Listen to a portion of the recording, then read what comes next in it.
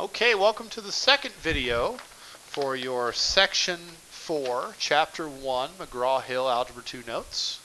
This video will cover solving absolute value equations. There will be one additional video after this covering the same topic with additional examples if the examples provided in this video are not enough. Absolute value equations are complicated.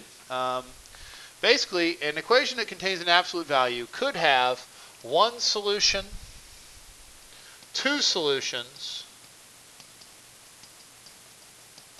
or no solution. It just depends.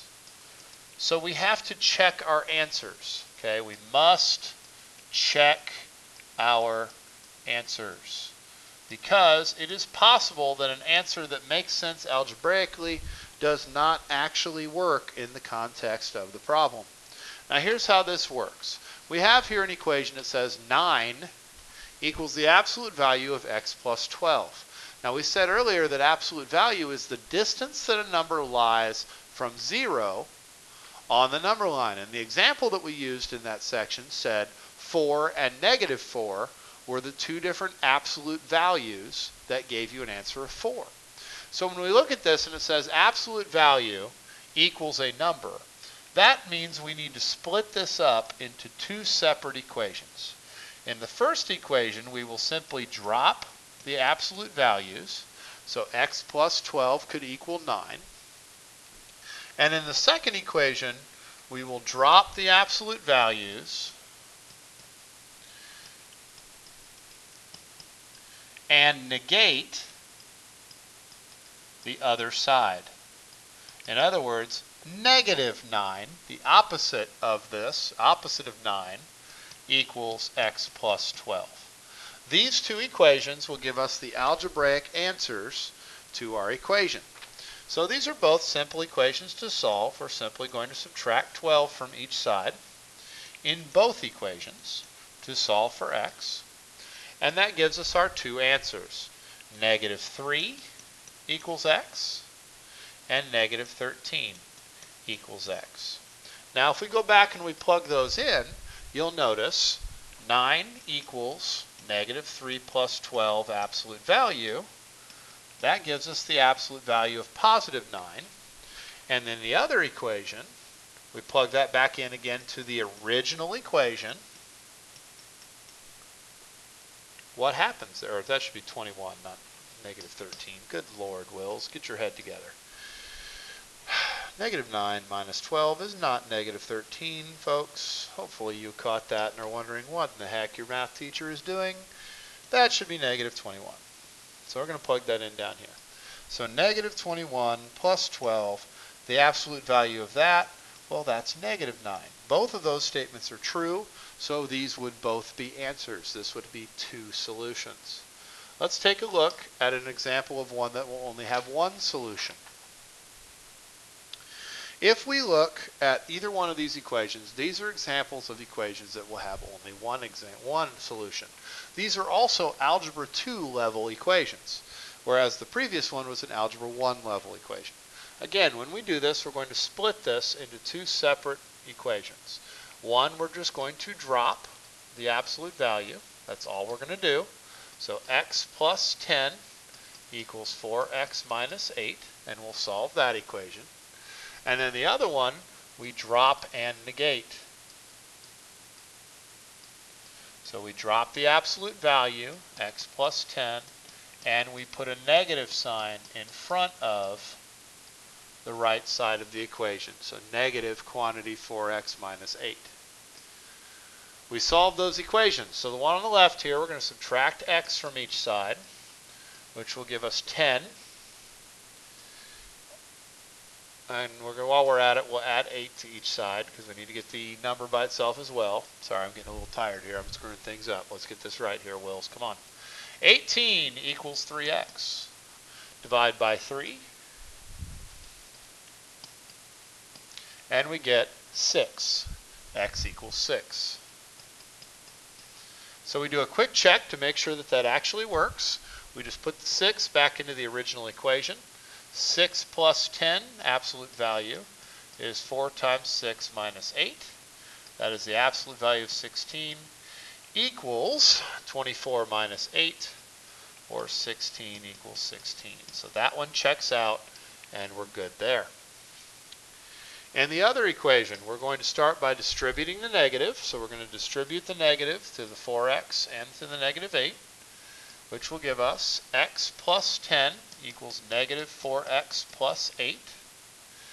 Then we're going to solve. So again, I would start by adding 4x to each side because I like to keep my x's positive, which means I'm subtracting 10.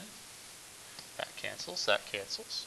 We have 5x equals negative 2, which means our answer when we divide by 5 is x equals negative 2/5.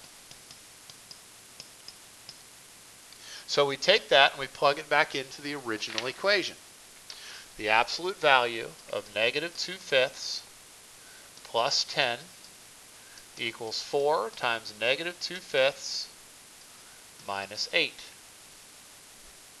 Now I'm not going to clear the fraction, I'm just going to solve it the way it is. Negative 2/5 plus 10 is 48/5, because 10 is 50/5, and 50/5 minus 2/5 is 48/5. Over here I'm going to multiply. That's negative 8/5 minus 8, which is the absolute value of 48 over 5, equals negative 48 over 5. Guys, absolute value cannot be negative.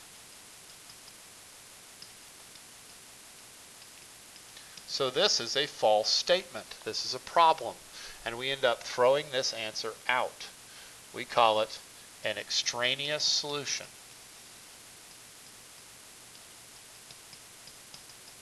So the only answer to this question is x equals 6. Now that's not the only way that it can turn out to only have one solution. So let's look at the other way that it could happen. Down below here we have a much more advanced Algebra 2 level equation.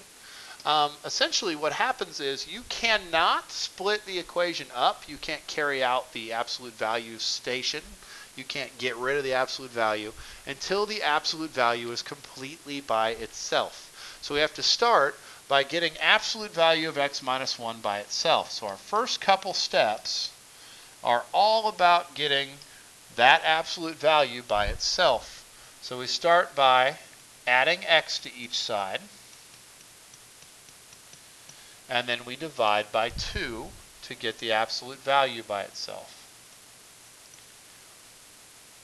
So we end up with the absolute value of x minus 1 equals 2x minus 2.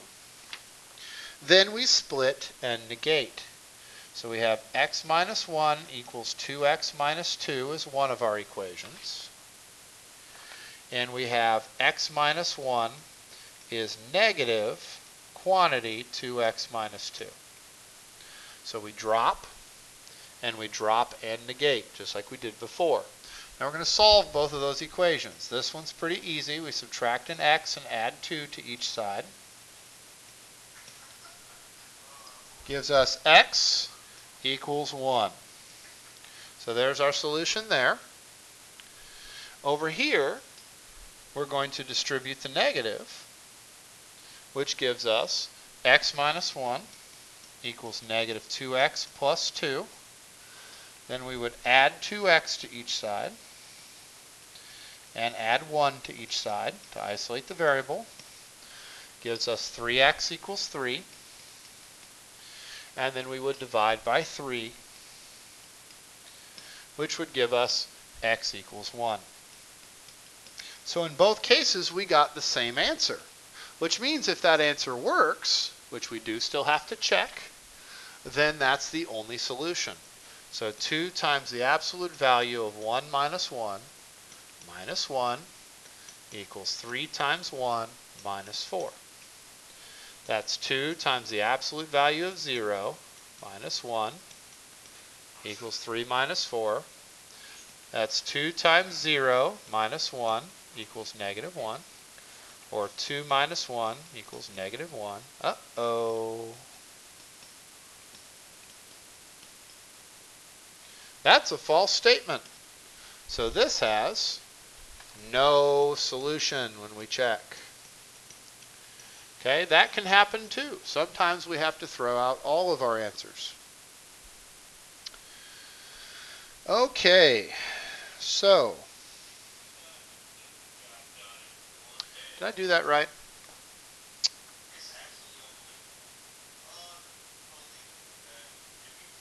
All right, that will do it for this video. We have one video to go that will be additional examples.